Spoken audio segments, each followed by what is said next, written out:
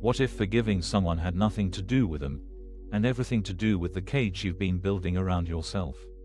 There's a guided meditation waiting for you at the end of this that might actually let you put it down. Let me say what this is actually about, because I want you to know within the first minute whether to stay. Most of us have been practicing a version of forgiveness that quietly keeps us furious. We say the words.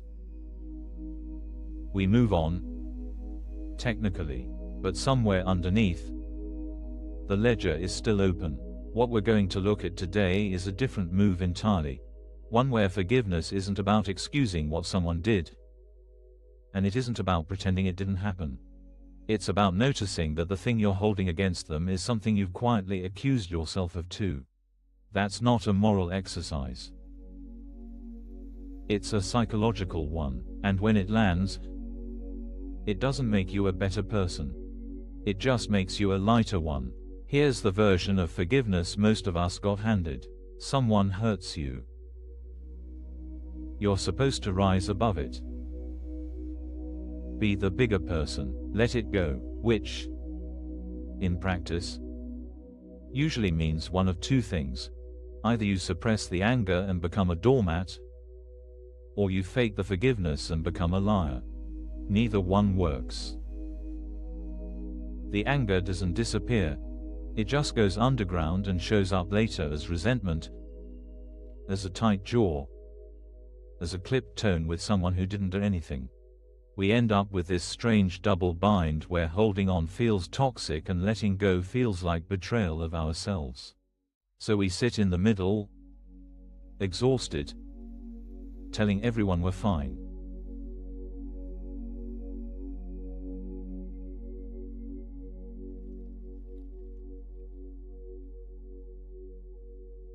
Here's the image I want you to hold. Imagine there's a courtroom inside your head, and it runs 24 hours a day. You're the judge.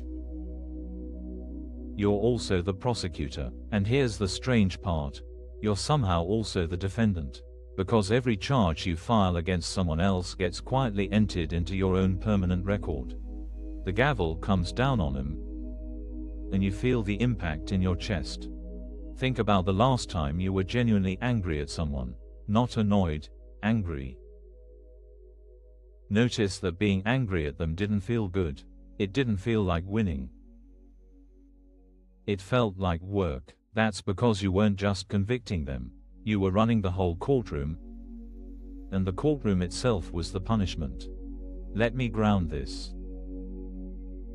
A colleague sends you a short, clipped email. Per my last message. 3 words, and your whole afternoon is gone. You read it twice. You read it a third time, looking for the tone you're sure is there. By the commute home, you're rehearsing what you should have said. You're building a case. You're cataloging every time they've done something like this before, the meeting they interrupted, the comment in front of your boss, the way they always seem to land on top. You're certain you're right, and you might be. That's not even the question. The question is, how do you feel? Around the third mental replay, somewhere between the exit ramp and your driveway, something shifts. You notice you're exhausted.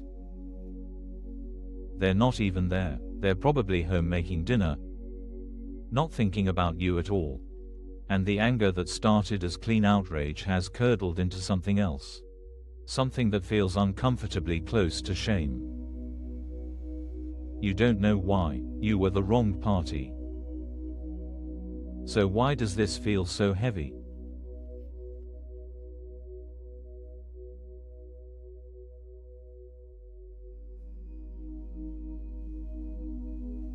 This is where I want to introduce one question. It's a small one. It sounds almost too simple to do anything. But it's the question that quietly takes the whole courtroom apart. Would I accuse myself of doing this? Not, did I do exactly this? Not, am I just as bad as them? The question is honest and specific. Have I ever sent a clipped email when I was overwhelmed? Have I ever been short with someone because my morning fell apart? Have I ever made someone feel small without meaning to? Or maybe even meaning to a little? Because I was protecting something tender in myself. And if you're honest, really honest, the kind of honest you only are when no one's watching, the answer is complicated. Not because you're a hypocrite, but because you're a human being who has done human things. And you know what it's like to be on the other side of that email. You know what it's like to be the person who fired off something tight and short because the day was eating you alive. That moment of recognition isn't about excusing them. They might still be difficult.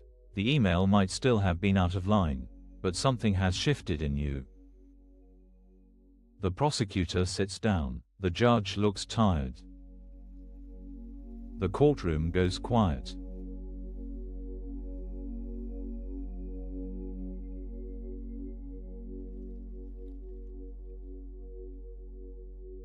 Here's what's actually been happening. And this is the part that surprised me when I first understood it. Every time you hold someone guilty, really hold them, file the charge, build the case, you're using the same internal machinery you used to hold yourself guilty. It's the same muscle, the same circuitry. You can't run a conviction on someone else without running it on yourself in the background, because your mind doesn't actually have separate departments for that. So when we say forgiveness lifts a weight, we don't mean it metaphorically. The weight is real. The weight is the energy it takes to keep that courtroom lit 24 hours a day. The weight is the part of you that's been quietly afraid that if you ever did something like that, you'd deserve the same treatment you're handing out. This is the turn. This is the thing nobody told us. The chain we've been dragging behind us, the one we thought was attached to them, was attached to our own ankle the whole time. Forgiving them isn't a gift to them. It's the moment we reach down and notice the chain, and realize we're the only one who can unhook it.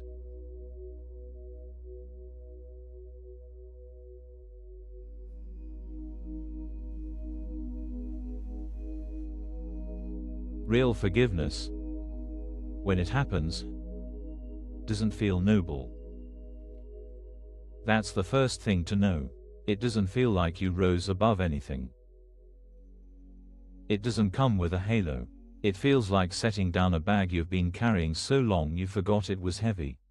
There's a small exhale, a loosening across the chest, a sense that you have your afternoon back. You might still think the email was rude.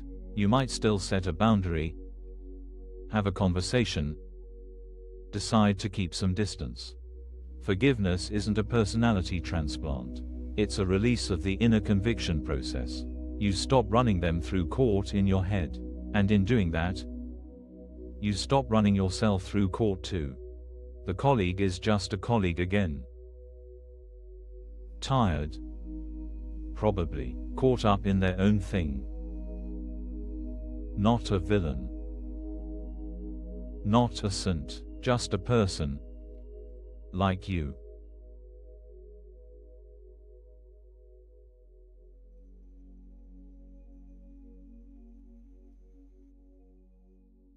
Here's the honest part. The courtroom is going to try to reconvene. Probably tomorrow. Probably by Tuesday afternoon. When someone cuts you off in traffic or your partner says something in a tone you didn't like. The mind likes the courtroom. It feels like control. When that happens, and it will, you don't have to fight it. You just ask the question again. Would I accuse myself of doing this? And you let the honest answer do its quiet work. You don't have to perform forgiveness. You don't have to feel warm and fuzzy about anyone. You just have to be willing to put down a chain you didn't know you were holding. That's what we're going to settle into now. Not more thinking, just a few minutes of letting this land in the body, where it actually lives. If you'd like more teachings and guided practices like this, you can like the video and subscribe. And now, we'll move into a short guided meditation.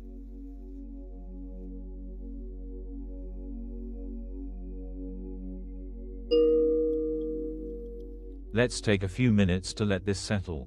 Find a way to sit that feels supported. Let your shoulders drop. Let your jaw soften.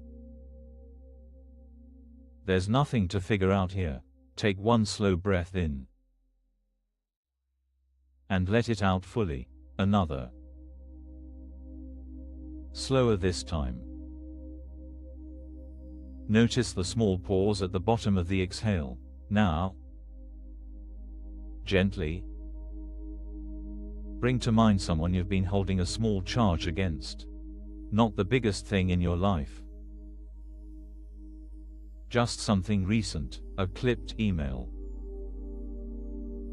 a tone, a moment that stuck. Don't replay it, just let them be there. At the edge of your awareness. Notice where you feel them in your body. Maybe a tightness in your chest, a clench in your jaw, a weight across your shoulders. That's the courtroom. Quiet now. Still running, and into the quiet. Ask one honest question. Would I accuse myself of doing this? Don't answer quickly. Let the honest answer come up on its own. If there's a softening, let it soften. If there's resistance, let that be there too. Nothing has to happen. Breathe in and out.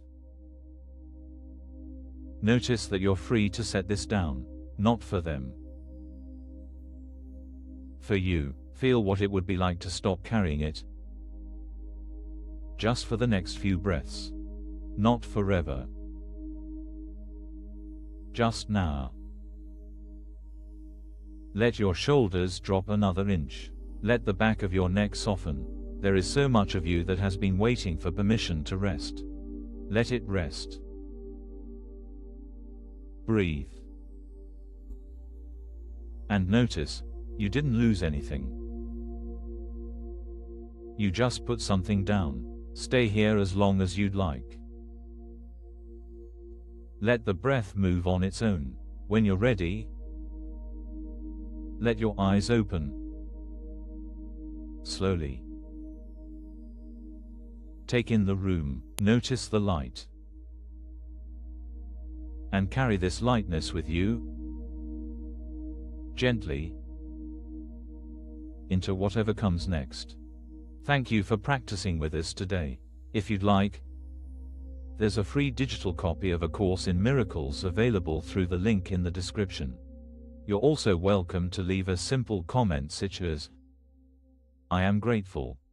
Thank you for being here," for giving yourself these minutes to look at something most of us spend a lifetime avoiding.